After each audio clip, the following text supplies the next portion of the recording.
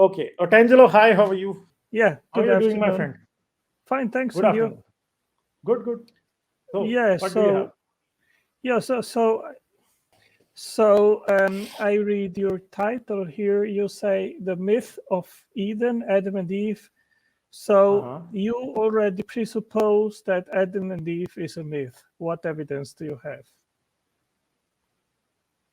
Because actually, to prove a myth to be a reality, you would have to provide me with the evidence. Because we have evidence that human beings have existed on this planet for more than 200,000 years. So, we don't need to believe that there was an Adam and Eve and we are progeny of them and all the human beings are coming down from them and maybe they lived somewhere in the Middle East. We don't have any kind of proof for that. So why should I believe that there were an actual Adam and Eve? Well, you are talking about proof. Do you have proof that humans existed already 200,000 years ago? Yeah, we do have proof. We have fossils of modern, anatomically modern human Homo sapiens that are older than 200,000 years. Do these fossils give room to different interpretations of the age of these fossils? It doesn't mean, you people can interpret differently.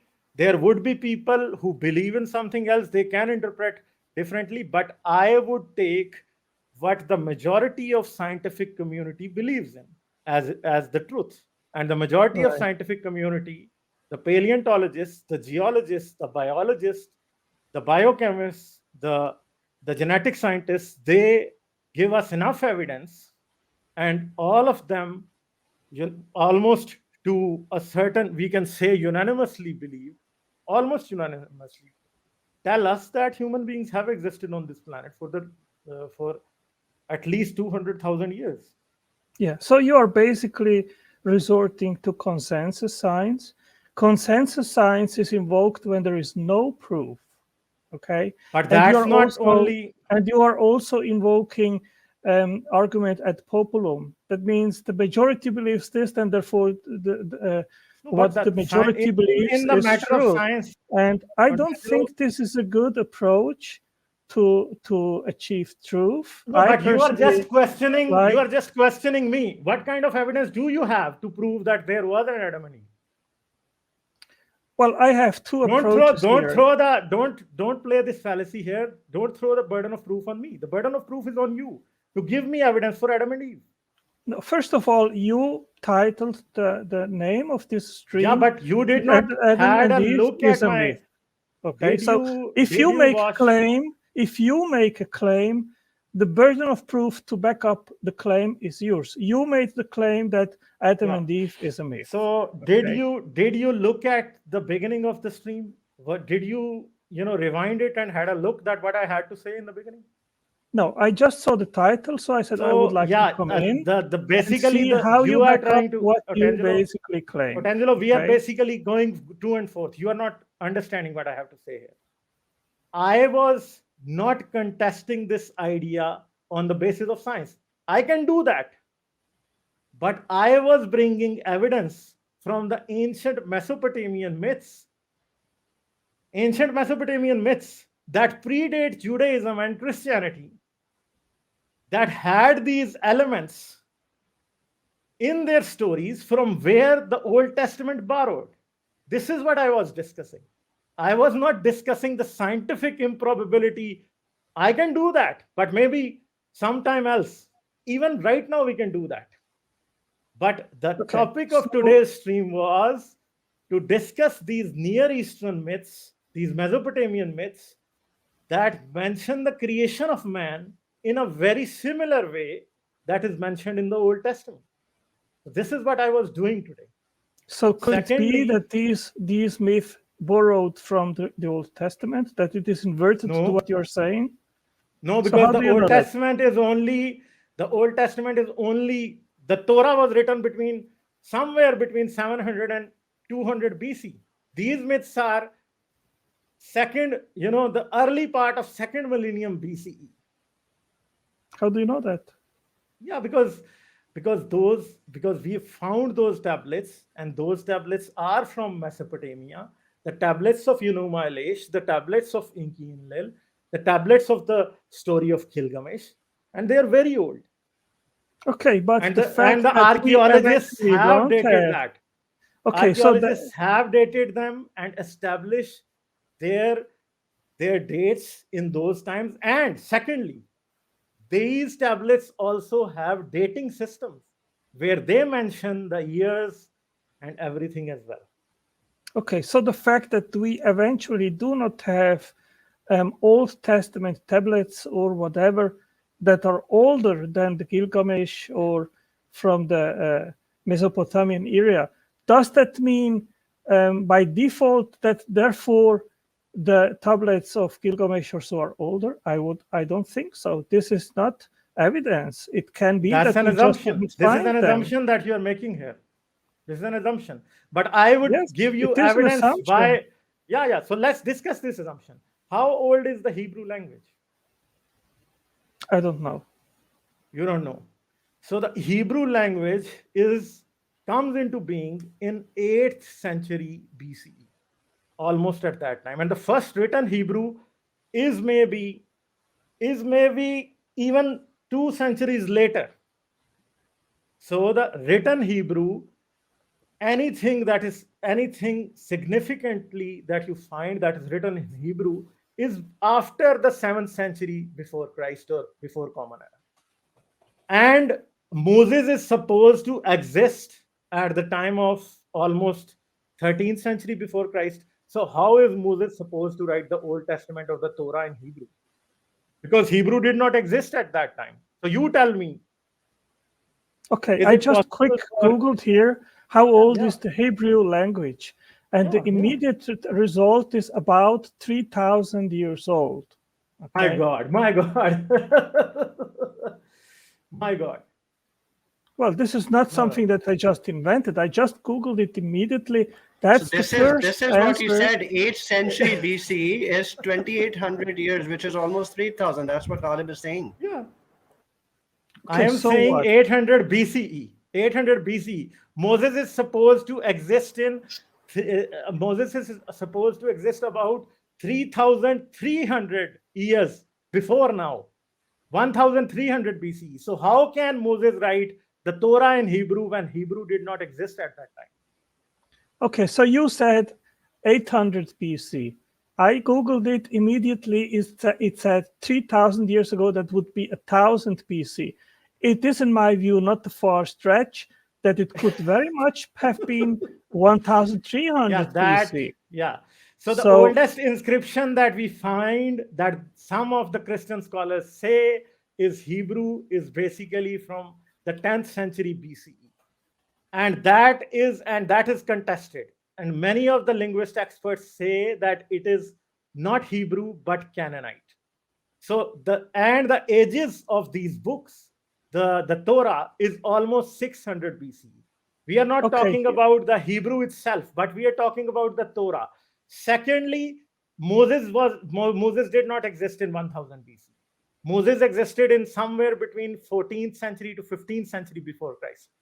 So you cannot even say that Moses could have written in Hebrew, because the most ancient inscription that even you can claim to be written in Hebrew belongs to the 10th century before Christ, not before that. So how can you say that? okay. So So these books here are clearly not written by Moses. These were written by some people who existed in the time of the Jewish Babylonian exile. And we have evidence that they started to write the Torah when they were in exile, and they finished it maybe 150 years later. And all the Old Testament literature, it comes even after that. And they only come to finish it in the 1st century AD, just before the time of Christ. Okay, so I Googled quick here the most ancient Hebrew biblical inscription deciphered, and it is from 1000 BC, and The the same one that I'm talking about. 10th century BC, the period of King David's reign, and the inscription is in fact about King David. Okay, House so of David, not King David, House of David. not King David. We don't have any kind of, it is like House of Arthur or House of Ragnar Lothbrok. It's not about David. It's not about Arthur or Ragnar Lothbrok himself. It's about the House of David. So we don't have any inscription or writing that confirms the existence of David or Solomon. Okay, it says here the inscription was dated back to the 10th century BCE, which was the period of King David's reign, but the question of the language used in this inscription remained unanswered. Yeah, okay, so this is what I was telling you already. And whatever I tell you, you keep confirming it through Google. So maybe you can trust what I'm saying, because I'm not going to say anything that is I'm not going to make things out of air. I'm going to tell you what I've read. The thing is that even the existence, the historical existence of King David was doubted until a short time ago. And when they actually did find these archaeological inscriptions, it was actually confirmed that King David is a historical figure. When you say, no, Atangelo, I have to tell you what kind of evidence you would need to confirm the existence of David. You would need to confirm, you would have to have some coins, you would have to have some inscription written on a rock that explains that David is building this palace, this road, this something like that. This is how you confirm the existence of the rulers of the past. You would have to have, because any ruler who has ruled for a significant period of time, like David did, I think it was more than 20 years.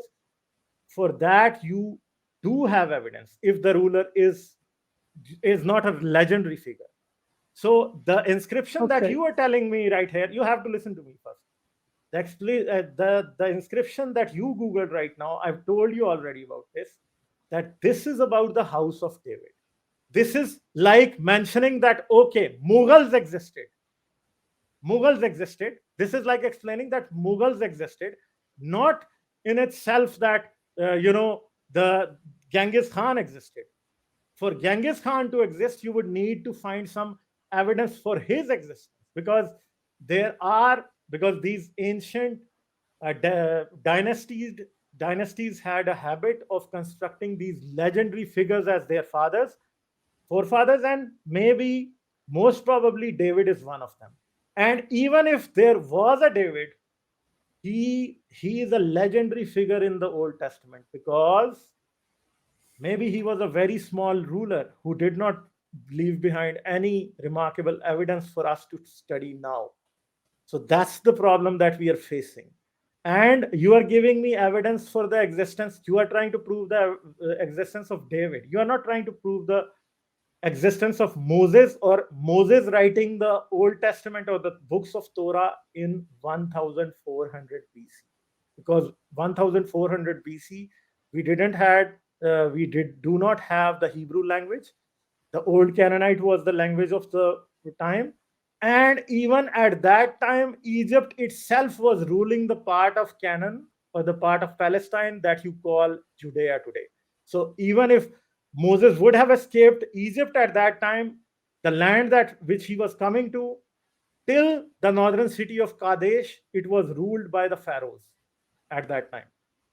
So there is no question of saying that Moses would have escaped when he came from Egypt to the land of Judea. There's no question of escape there. So all of this is basically mythology, because the Jews were in the Babylonian exile. There was a yoke of slavery over them. So they built themselves a glorious past, because it was required to survive through that hard time. That's all. Okay, so that inscription that I talked about, it is an ancient inscription of a piece of pot, and it says the House of David. This is physical evidence of a historical house of David. Just denying it is just willful ignorance. But now to the second point, I wouldn't here also. Can I finish, please? Can I finish, please? You talk for 5-10 minutes, and when I start talking, you interrupt me. So please respect.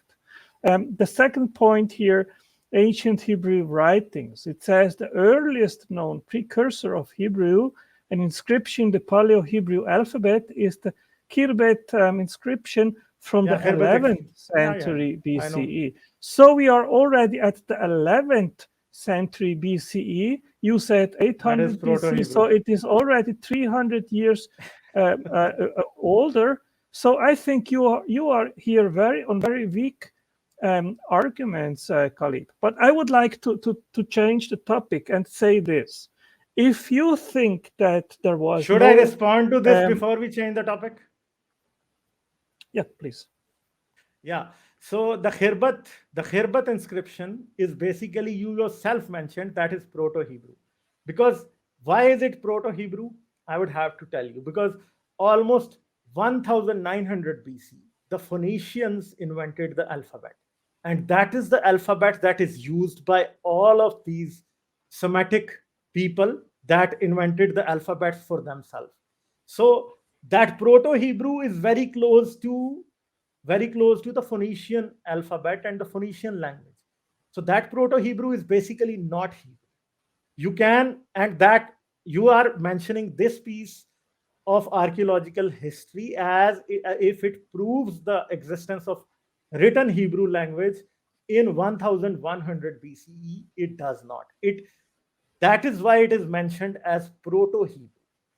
And Proto-Hebrew almost always is the Canaanite language that is known as the Old Canaanite, and that language is not Hebrew.